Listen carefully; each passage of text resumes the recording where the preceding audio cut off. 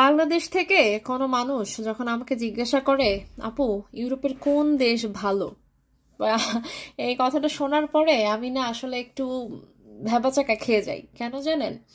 আমাদের বাংলাদেশিরা সাধারণত যারা দেশ ছাড়তে চায়, তারা বেসিক্যালি কি কারণে দেশ ছাড়তে চায়? হয় ইনকাম, হয় ভালো নাগরিক সুবিধা, অথবা হিউম্যান রাইটের জায়গাটা, বাচ্চাদের ভালো পরিবেশ বেঁচে থাকার জন্য এই জিনিসগুলোই তো চায়।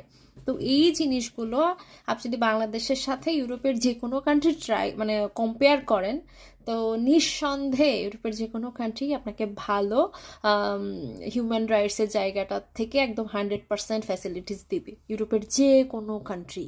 তো আপনারা যারা বাংলাদেশ থেকে ওই যেই দাড়ি পাল্লা নিয়ে বসেন না, নিক্তি নিয়ে বসেন আর কি মেজার করার জন্য, এটা এটা এটা এটা ভালো, ভাই আপনাদের এত দাড়িপাল্লা দিয়ে মেজার করতে হবে না।